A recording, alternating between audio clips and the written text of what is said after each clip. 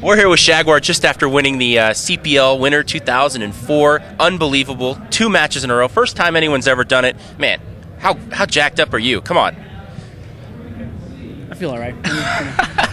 Don't hold it in for us. Don't hold us in for us. Come on now. We know it. We know it. It's amazing, man. It's such a good feeling to finally win a CPL. This is the 7th CPL that I've been to, and every single one I've come in, and I've known our team could have done well, but I never felt fully confident that we could win until this CPL, and it definitely paid off. You know, you've been in both situations now. You were in the losing situation before, about a year ago, and now you're in the winning situation. Obviously, this feels better, but you know, would you guys build off of that? You know, you took that loss, and did that help you here in this situation, you think? Well, I think we were in the losing situation both times. I mean, we had to beat them twice both times. Yeah. And it was a lot more intimidating back then because we had a much weaker team back then. We really relied on strong CT halves at the last CPL. We got lucky in the sense that we played the right maps at the right sides. I mean, our big matches against the Euros were on Cobble starting CT and then on Nuke starting CT against Mouse, both Mouse and Adrenaline. So we definitely got lucky there, and we knew that it was very, very unlikely that we could beat SK unless we got really lucky.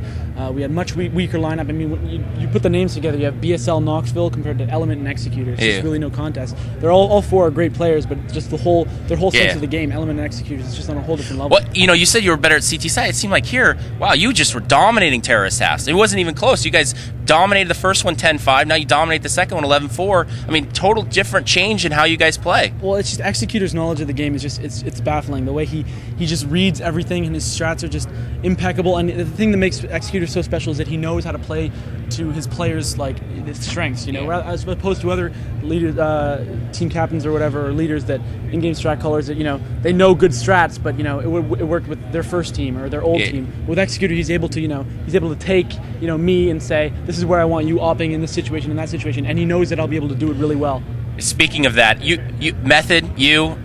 couple of huge round. I don't even know how to describe it. 3 kill rounds where you guys just basically changed the moment of the match, created a situation where you guys put the eye on the defensive. I mean, talk about that a little bit. Talk about Mikey. Talk about yourself. You know, tough situations. Well, those were huge. I mean, we've always had a stronger T side. Actually, we're pretty even on Inferno, but we were able to get really good when we get going.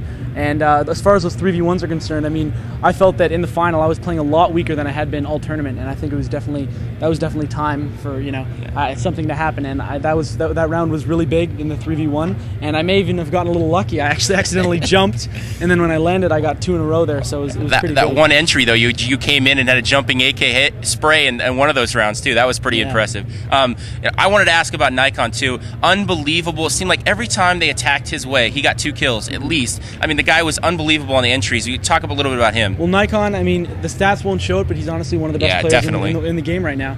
And I mean, he's not one of those players that's going to always drop big numbers, but he's always going to be consistent in the sense that if he's left in a one-on-one, we have Element and Executor on the team, but I feel actually more comfortable having Nikon in that one-on-one because he never, very rarely loses those situations. I mean, he won a lot of one-on-ones, big one-on-twos in this event, and he's really good at those entry kills, and he's got a mean M4 spray, and if you run into it, you're in trouble. Yeah, you're definitely done for. I want to ask a little bit about the Bear, obviously. First off, Mr. shaGuar, give me a little history. Well, the history of shaGuar the Jaguar, I first took him to CPL Winter 2002. He actually hibernates during the summer. It gets too hot for him. 6 months. Yeah, he doesn't come. He doesn't come to the summer events. He hasn't. He was here in 2002 with Zex when we placed 6th, which is really sort of, that was my first good CPL considerable. And then he came last winter when we placed 2nd, and I didn't bring him to summer because when I left from my hometown Toronto to California, I didn't bring him with me, and I never went back home, so I didn't have a chance to bring him to summer. And then I brought him back this year, and every single year I bring him. You might have to remember to bring him now. Yeah, every single time I bring him, we do better every single time. 6th, 2nd, 1st. So I don't know if it can get any better now. It really can't get any much better than that. Well, we won't lose next time. Oh, there you go. I got to ask about the actual headband issue. The bet. Go ahead and tell me about that. You were telling me a little bit. Well, me and Vilden, we talk a bit online here and there on MSN, and we were just doing our old shit talking thing. He'd randomly message me and be like, "Oh, you guys are in trouble. We're playing real good. Like, you better watch yourself." And I'm like, "We're playing good too." And he's like, so then we decided we had a bet because we were talking about good luck charms and stuff. And he has this queer-looking headband, this pink headband. I've seen it, yes. That he definitely looks hot on him, but he has that headband there, and he has not lost a match with it on. He didn't bring it to NOA, but he brought it to ENC and CPL last summer where they won. So he was fully confident. So we bet against each other, and he said if we meet in the finals, which we did, ironically enough, the winner gets the other person's lucky charm. Hey, have you worn it yet? I went over there. I went over there because I obviously wanted to congratulate, just shake his hand or whatever. But I really, like, if they had beat us, I really did not want him to take him. I was thinking before the match, I was like, oh my God, if I lose, he's gone. What am I gonna do? So I felt bad. He was very willing to give it up though. He was pissed. He just took it off his head. He just threw it back at me and just threw a scarf on his computer.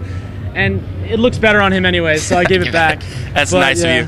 I got to ask one last question here. We talked a little bit about before we got on about how you really felt like you haven't lost a match. That one match before against I didn't work out in your favor. We had that tough ruling. Go over that a little bit and tell me what you think. Obviously you feel that way. What do you? Well, I feel that I don't feel like we've made enough mistakes at this tournament to have lost a match. Maybe in the MIBR match, but we did in fact win that game. Yeah. So I feel like we won this CPL undefeated. I mean, I really do feel that we got gypped in that nuke match, but it was outside of our control. And the eyeballer guys, they did feel guilty because they felt like we outplayed them in the first half of the match. Yeah. And it really it's so demoralizing when you go into the second half knowing that you lose all those rounds. And sort of what happened was after the game when they did in fact win, if you're in the tournament area, you see how intense it gets. But after Eyeballers won, we didn't hear much of a cheer or anything. Yeah, they felt guilty about taking that win because they knew that we were playing better than them at that time. Do you think that there was a little bit of a situation where maybe they weren't as confident as normally a team from winner's bracket is because of that situation? Yeah. It kind of felt like they were apprehensive. They saved a lot. They didn't really go after you guys. I think they were a little scared. Yeah, I mean, going into that finals, they couldn't really say to each other, "Look, we've beaten these guys once. We can easily do it one more time before they beat us twice." Because I don't really feel like they felt that they won that match legitimately. I'm not saying that we would have won that match. I'm saying that obviously we would have had a better chance. It just was never really decided on the field, on the game. Yeah. Okay, I appreciate coming over. You go have fun with your team. Good luck. I'd just like to give a little sponsor. Oh, go right ahead. Definitely. I was going to let you there. I'd just like to thank all our sponsors for supporting us through all of this. I mean, we had a rough summer, but we're back in full top form, and so AMD, Kingston, X-Ray, A-Bit, all of you guys. Who am I? I'm forgetting someone. X-Ray Pad, did I mention? Shenbro for the cases. Just everyone, thank you so much. And what was the original name of NOA? The original. that was back when we were first deciding the names when we were flying to California, or where were we flying? Flying LA or LA, flying to LA or something. No, flying to France. We were trying to. I don't know where, but we were trying to decide what we should name the team originally, and my idea was The Alchemists Unleashed. And he's off camera raising his hands right now. Alchemist is off camera, yeah. So they didn't like that one, but I had some good ideas. So any of you guys out there looking for a clan name, come to me. I have a lot better than, Not more where that come from. Thanks, man. Good luck.